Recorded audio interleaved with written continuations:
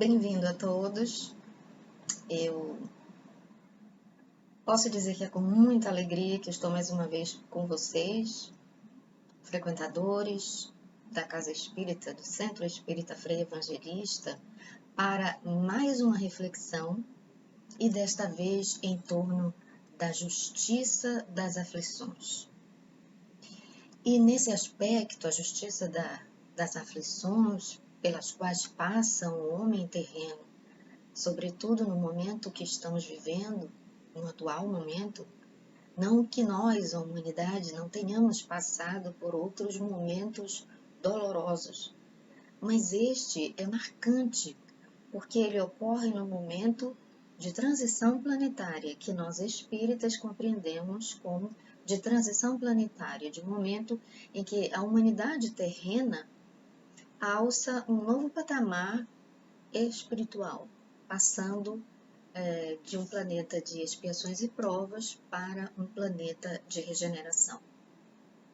E nessa reflexão de hoje sobre a justiça das aflições, eu fui buscar uma lição do Espírito Emmanuel na obra Fonte Viva.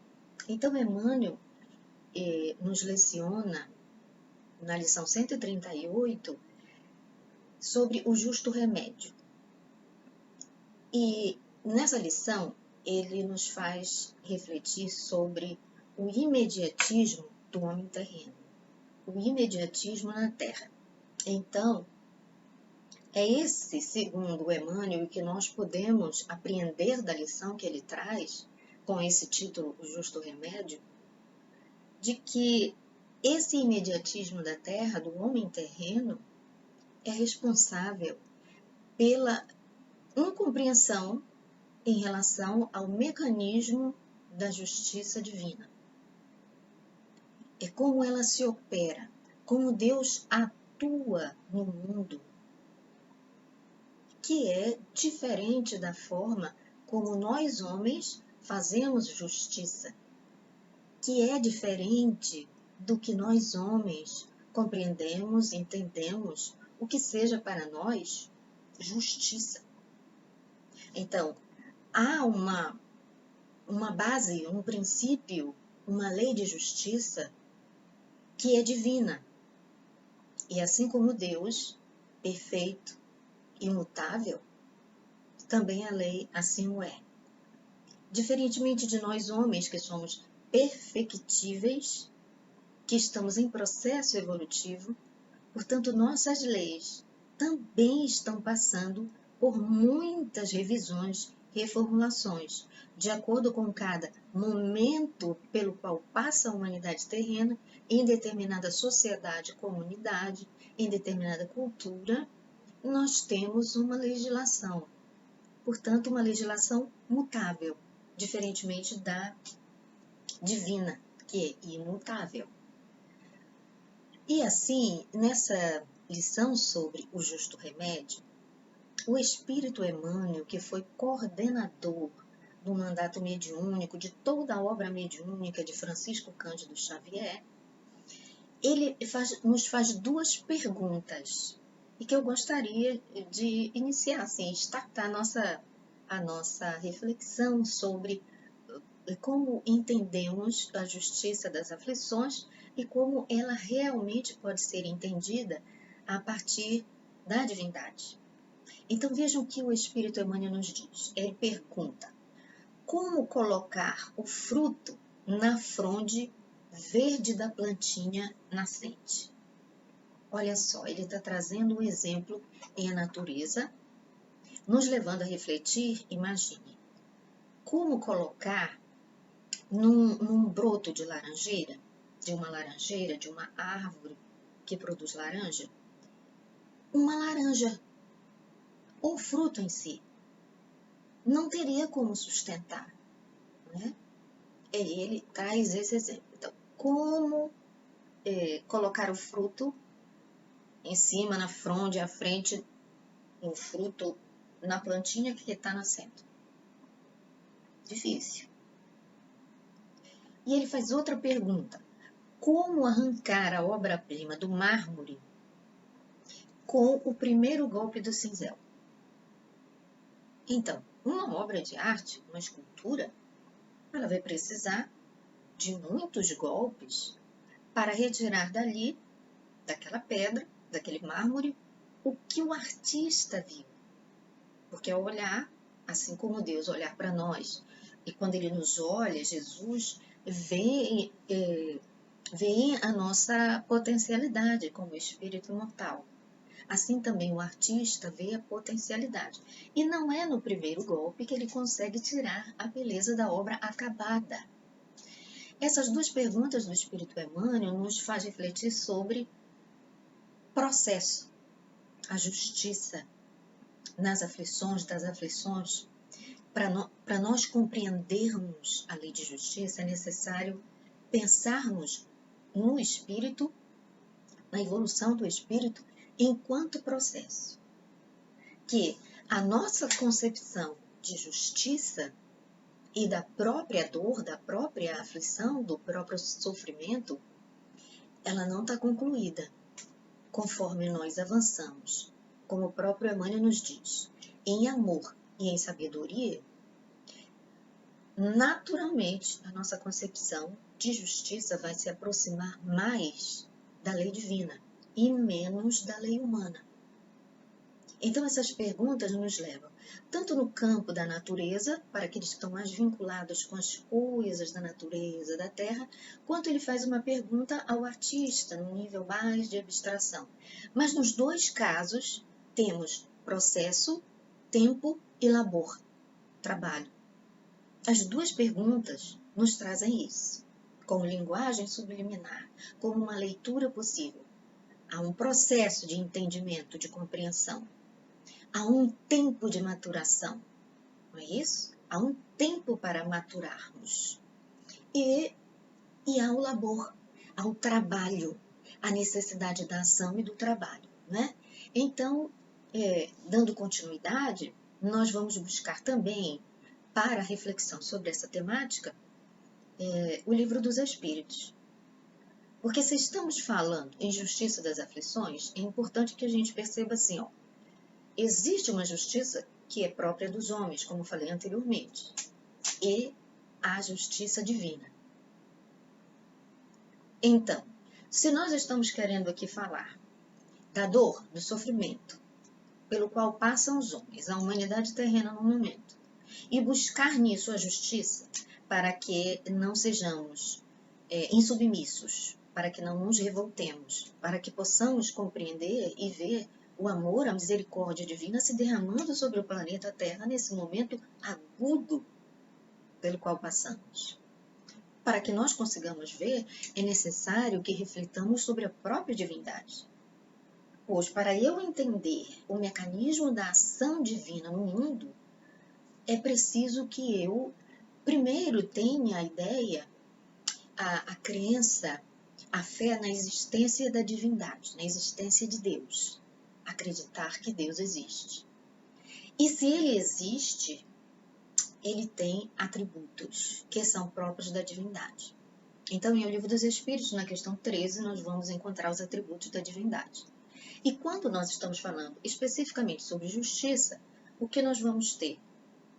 Que Deus é soberanamente justo e bom.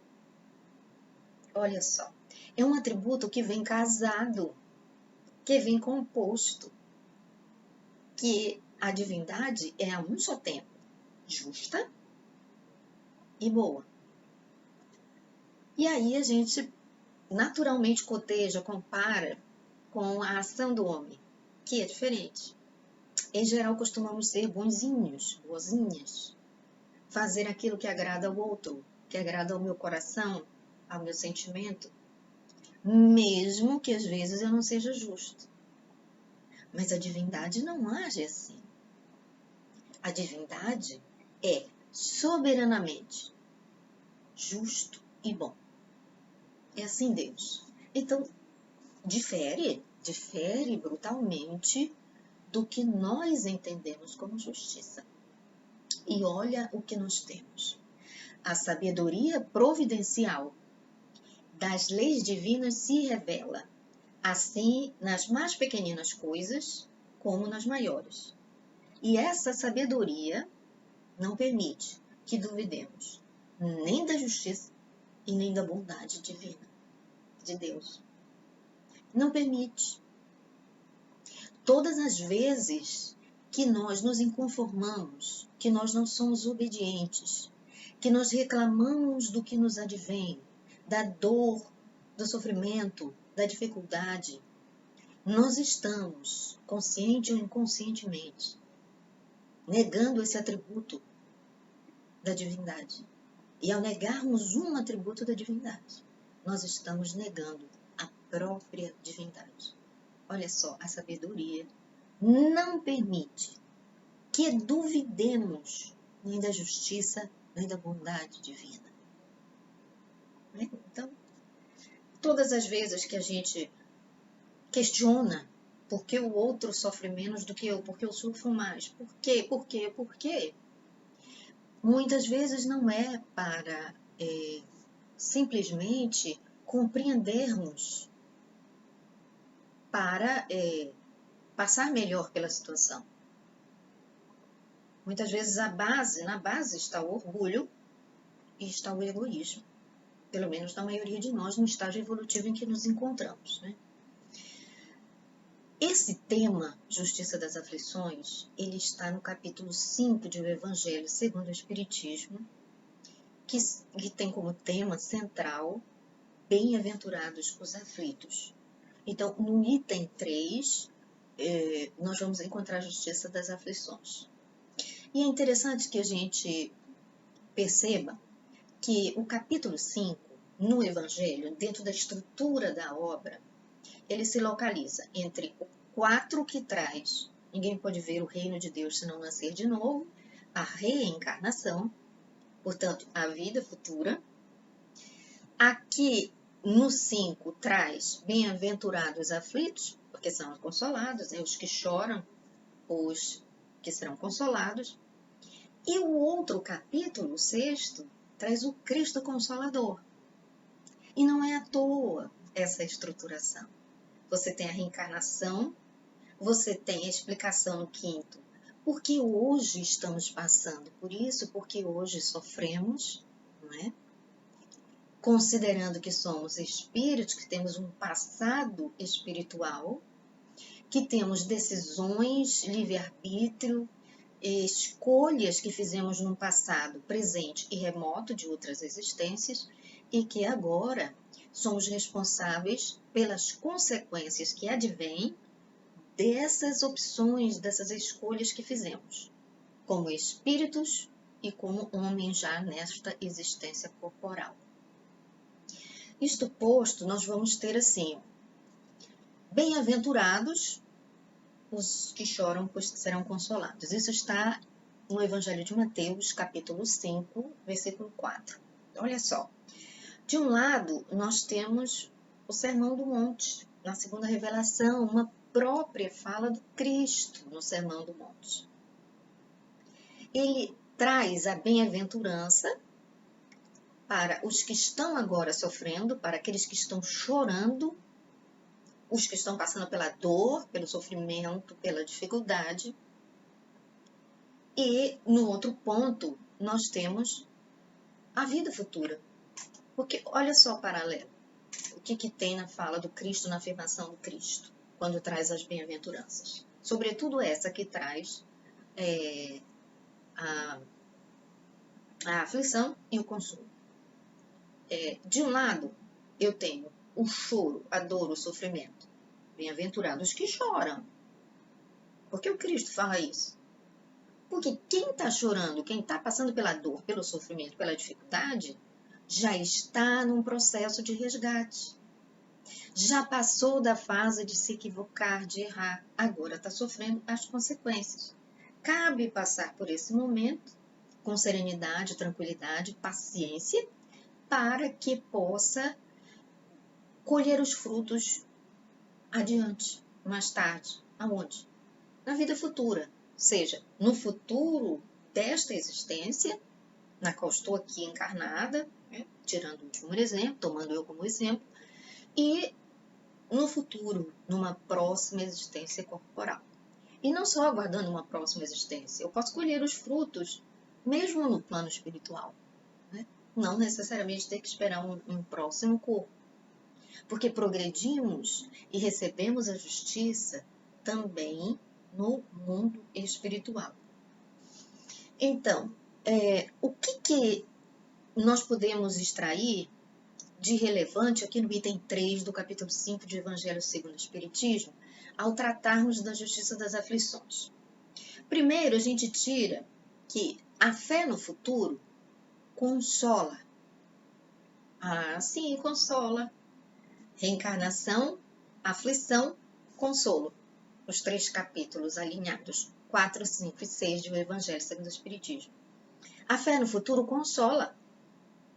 Eu sofro, mas eu sofro com esperança, com serenidade, porque eu sei que esse sofrimento é transitório e que tem um objetivo maior, que tem um objetivo superior.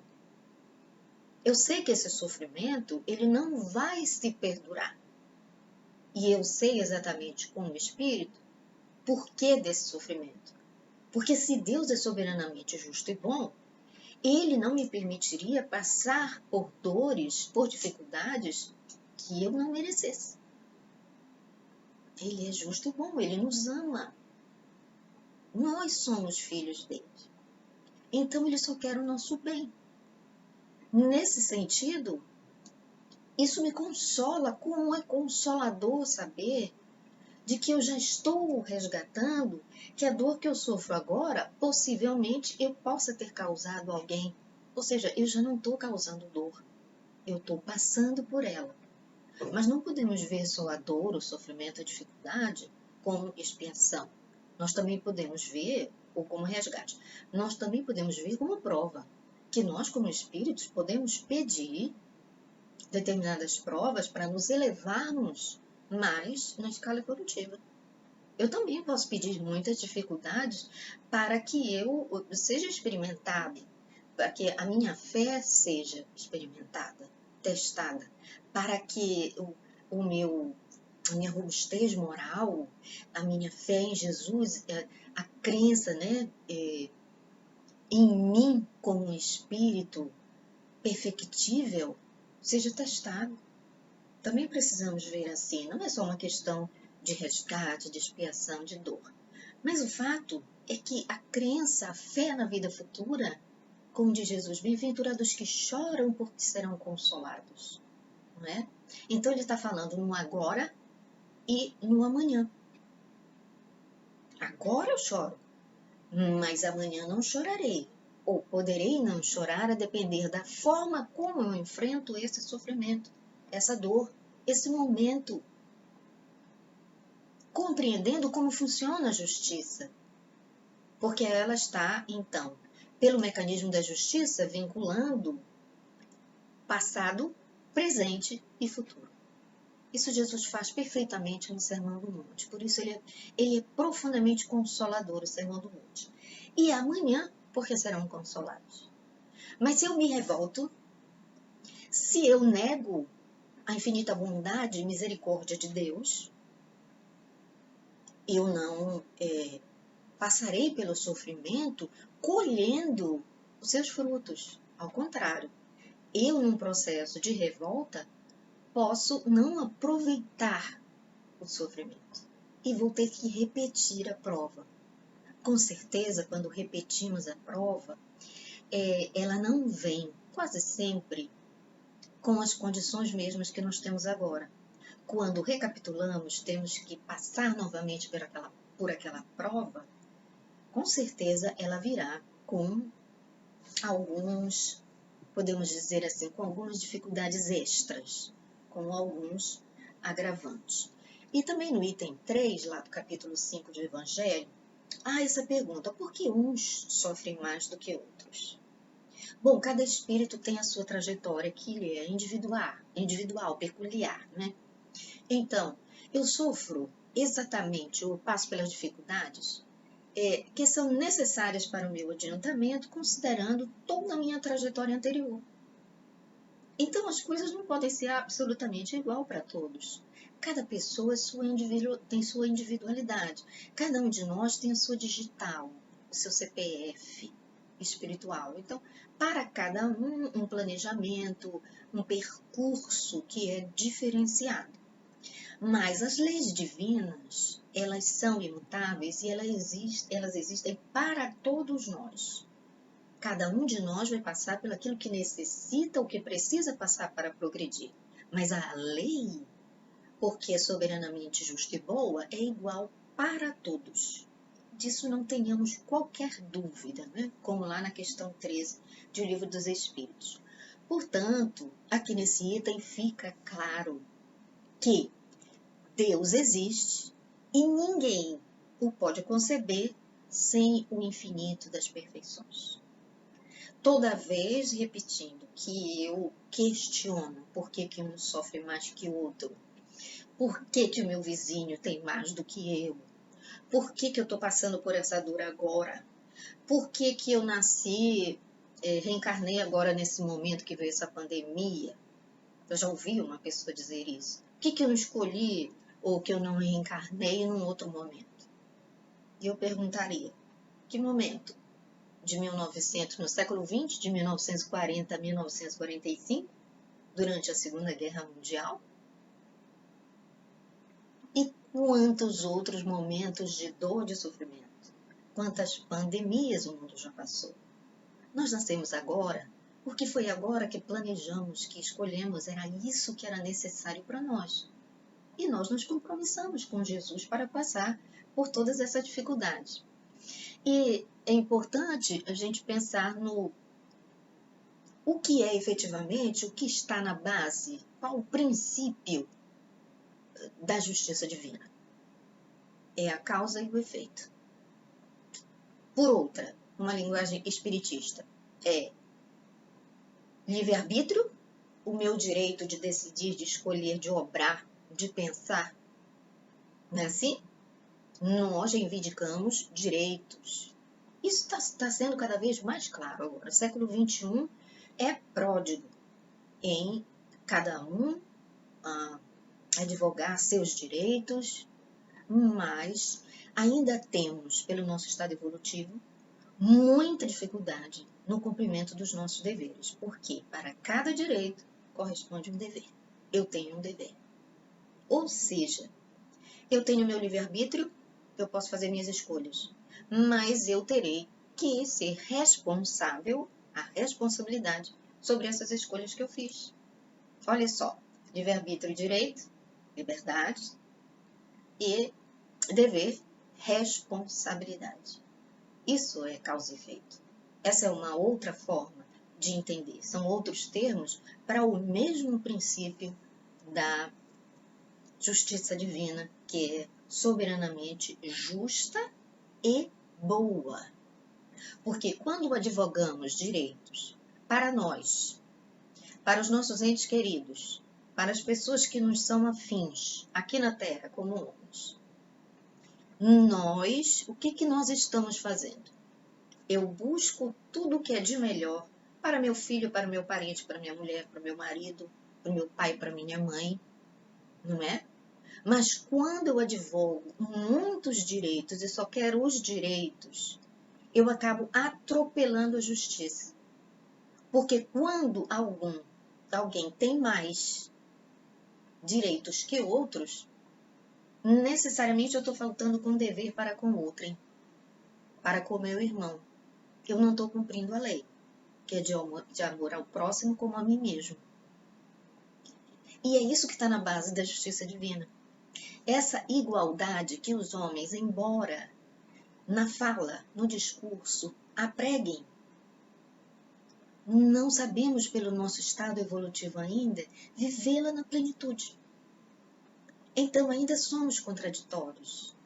Advogamos muitos direitos, falamos em igualdade social, falamos em liberdade e temos profunda dificuldade de cumprirmos com os nossos deveres. Sim, nós temos visto isso.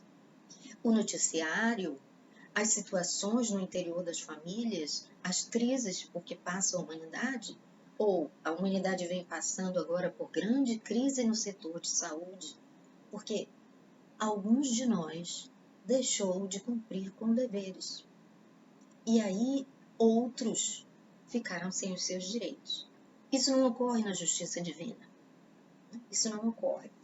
Então, Emmanuel também, na obra Fonte Viva, mas numa outra lição, a de número 150, que se intitula A Oração do Justo, Emmanuel vai trazer, e há uma relação com esse imediatismo na Terra, Emmanuel nos afirma que há processos de solução demorada e respostas que levam séculos para descerem dos céus à terra.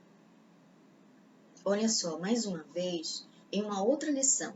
Por que eu trouxe as duas? Porque uma fala do justo remédio. Nós estamos passando agora, enfrentando agora o que é propriamente o remédio para a humanidade terrena. E é o justo remédio. Para essa humanidade que ceifou vidas em quantos momentos da história?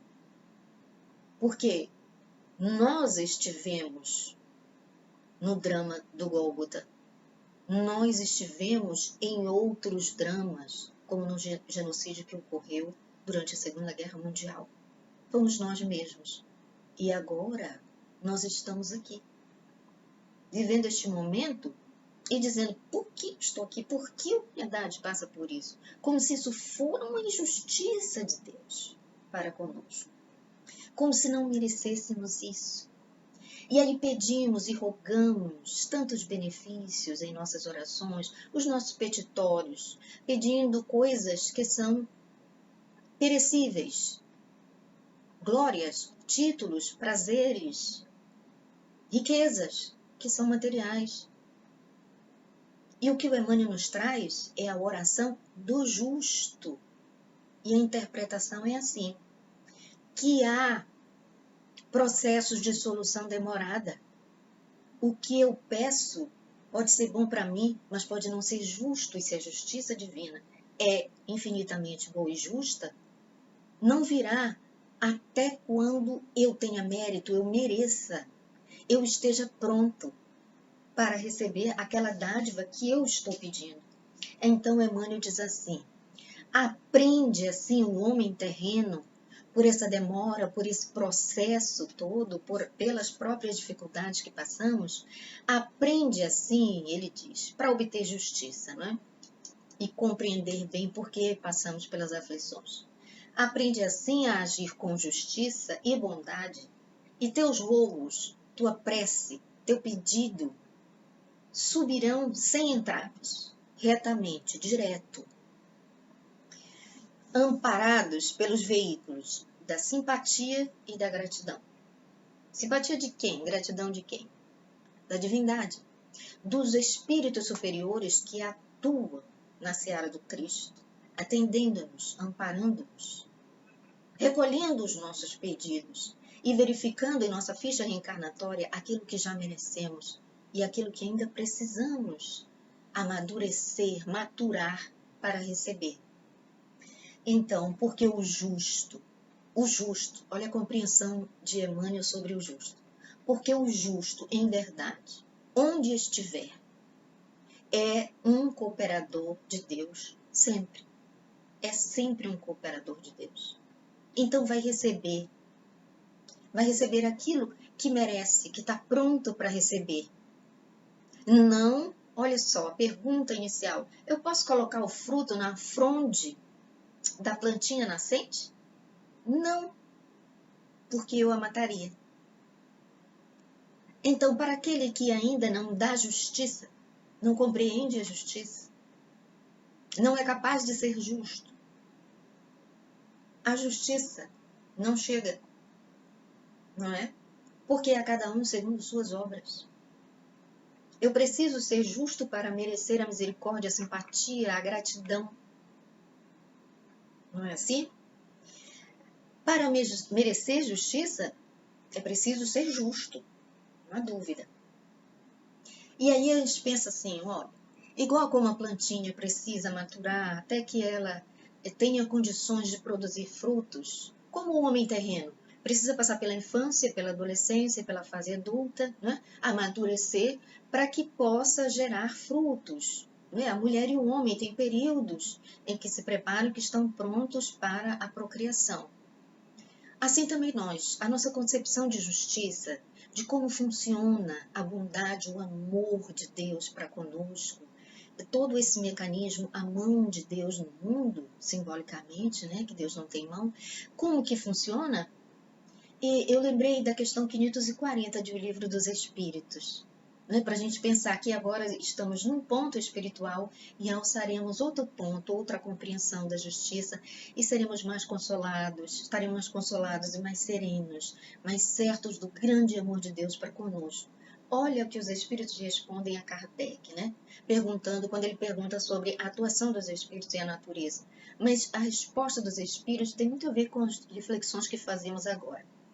É assim que tudo serve, que tudo se encadeia na natureza, desde o átomo primitivo até o arcanjo, que também começou por ser átomo.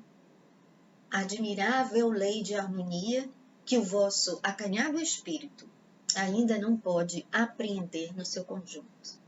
É isso, minha gente.